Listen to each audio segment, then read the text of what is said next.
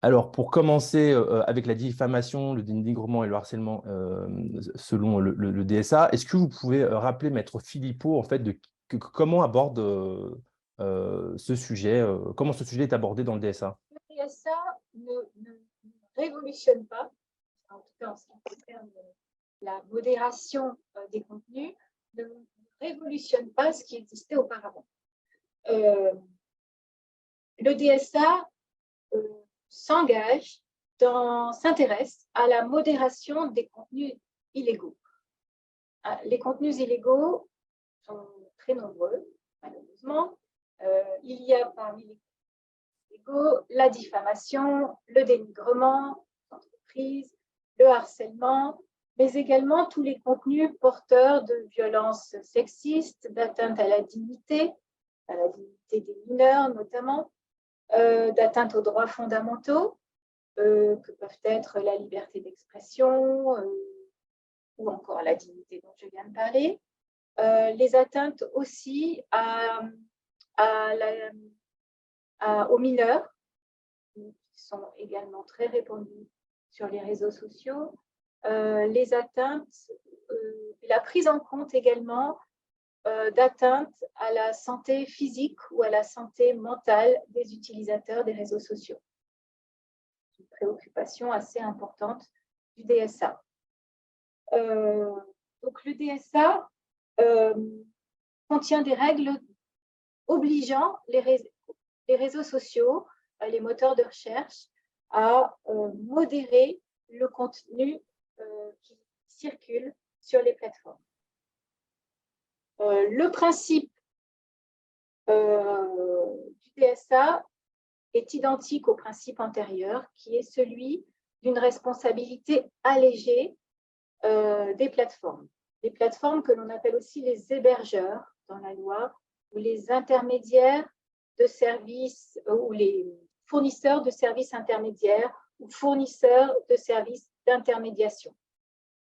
Donc, le principe est celui d'une responsabilité, non pas a priori, mais a posteriori, d'une responsabilité allégée lorsqu'ils ont connaissance de contenus illégaux. Ils n'ont toujours pas d'obligation générale de surveillance de ce qui circule sur leur plateforme ou sur les moteurs de recherche. Donc, on reste sur le même principe que celui de la directive de 2000, directive commerce électronique. Le DSA vient néanmoins s'appuyer sur un certain nombre de techniques dont il a pris conscience, en fait, tout simplement. On est plus mature sur le sujet que dans les années 2000, et notamment l'utilisation des algorithmes dans la modération des contenus. Le principe est donc le même. On exige deux choses des plateformes, de la modération, de la mise en œuvre de modération et de la transparence. Sur la modération, ils doivent, ce sera le slide qui suit, je crois. Juge et enquêteur, c'était le slide suivant. Merci Brice. Sur la modération, ils doivent agir à la fois comme enquêteurs et à la fois comme juges. Ils ont des obligations et ils ont donc des responsabilités et on leur donne les moyens de remplir ces obligations. C'est-à-dire qu'on est d'accord pour qu'ils aient un rôle d'enquêteur. On est d'accord pour qu'ils mettent en place un certain nombre de techniques pour détecter les contenus illégaux qui circulent sur leur plateforme. Et sur la base de leur détection, ils vont être en mesure de prendre un certain nombre de décisions. C'est là qu'ils interviennent en qualité de juge. Ces décisions sont des décisions de maintenir ou de retirer les contenus illégaux. Donc, ils vont eux-mêmes détecter des contenus illégaux et les retirer. C'est ce que font les algorithmes à grande échelle, avec réexamen humain ou pas. Vous avez certainement tous déjà vu des documentaires sur ces salariés modérateurs qui passent leur journée à regarder des contenus et à décider si oui ou non ils sont légaux ou pas. ce n'est pas un métier facile, je pense. Donc, ils vont retirer d'eux-mêmes les contenus. Ils vont les retirer lorsqu'on va leur signaler un contenu. Ils ont d'ailleurs l'obligation de retirer promptement un contenu qui leur aura été signalé comme illégal.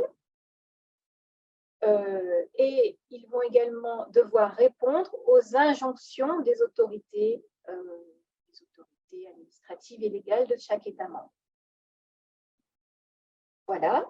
Donc, il y a différents types de signalements. Les signalements des utilisateurs et évidemment les injonctions des autorités administratives. Pour retirer, lorsque cela n'émane pas d'une autorité administrative, ils vont devoir se faire juge de la proportionnalité entre les différents intérêts, ceux des utilisateurs et ceux des personnes demandant le retrait. Ceux des fournisseurs de contenu, ceux qui demandent le retrait des contenus. Donc, ils vont devoir se faire juge de différents principes, la liberté d'expression d'un côté, la dignité humaine de l'autre, la protection des droits d'auteur d'un côté, des exceptions aux droits d'auteur de l'autre côté. Ben voilà.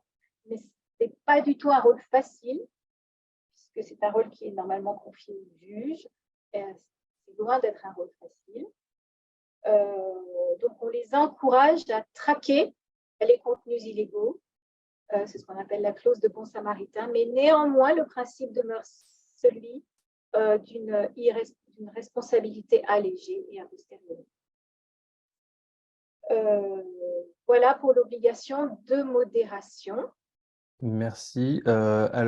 Ensuite, en matière de transparence, est-ce que vous pouvez revenir sur l'obligation de remise de rapport annuel? Et j'en profite aussi pour dire que si vous avez des questions, n'hésitez pas à les poser en commentaire. Donc, on essaiera d'y répondre au moment de la thématique, évidemment, et aussi à la fin. Donc, n'hésitez pas à poser vos questions.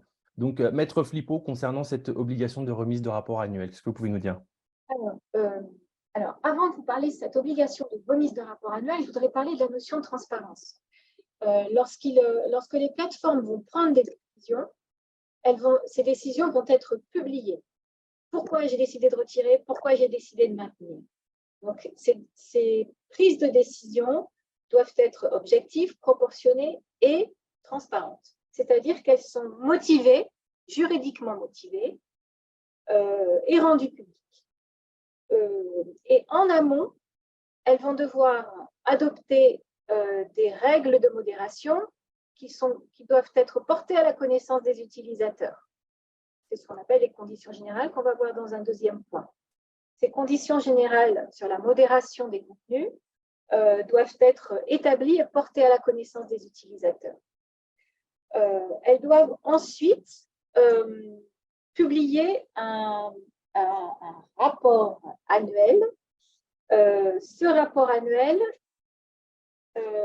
consiste à informer la Commission européenne, enfin les Européens en général, de cette activité de modération. C'est-à-dire, elles doivent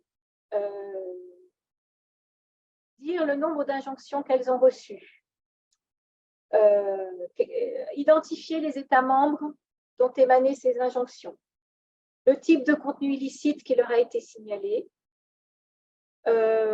décrire la nature et le fonctionnement des outils automatiques, donc des modérations qu'elles ont utilisées, le nombre de mesures de modération qu'elles ont prises à leur initiative et la nature des violations que ces mesures venaient sanctionner, légales, contractuelles, etc.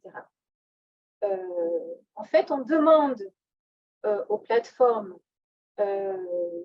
qui sont à l'origine, qui engendrent un risque systémique au regard des principes légaux et fondamentaux des États européens, on leur demande de participer à l'analyse de ce risque et de fournir les éléments permettant de lutter contre ce risque. On leur demande d'être partie prenante finalement à deux niveaux. Donc, ils fournissent un service et ils doivent en être responsables. C'est l'idée du DSA. Ce que je voulais juste ajouter, c'est que nous, les Français, on a déjà une obligation de transparence. Le DSA rentrera en vigueur pour la majorité de ces dispositions que le 17 février 2024. Mais en France, on a déjà depuis août 2021 imposé aux plateformes une obligation de transparence en matière de lutte contre la haine en ligne. C'est un sujet qui me tient particulièrement à cœur. Et un observatoire de la haine en ligne est en train d'être mis en place au sein de l'ARCOM. Et toutes ces prises de conscience et ces institutions sont issues de la loi Avia de 2020, du nom de la députée Laetitia Avia. Et donc, c'est cette loi qui a influencé largement la rédaction du DSA. Et la rédaction du DSA est en train d'influencer aujourd'hui la rédaction de la loi américaine.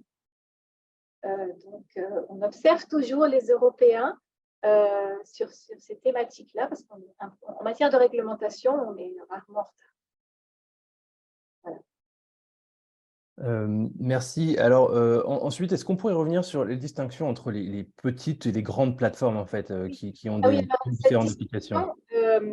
Elle va jouer notamment pour le rapport annuel dont j'ai parlé, là, le rapport annuel sur les contenus, sur la modération. Cette obligation de rapport annuel ne s'impose qu'aux grandes plateformes, celles qui ont plus de 45 millions d'utilisateurs par mois. Donc, ça ne s'applique pas à ce qu'on appelle les petites plateformes. Il y a plusieurs critères pour les petites plateformes. Évidemment, il faut avoir moins de 45 millions d'utilisateurs par mois. Il faut avoir moins de 50 salariés, je crois, un chiffre d'affaires inférieur à je ne sais plus quel montant. Enfin bref, ce sont des critères objectifs, en fait. Cette obligation de publier un rapport annuel sur les contenus ne s'impose qu'aux grandes plateformes.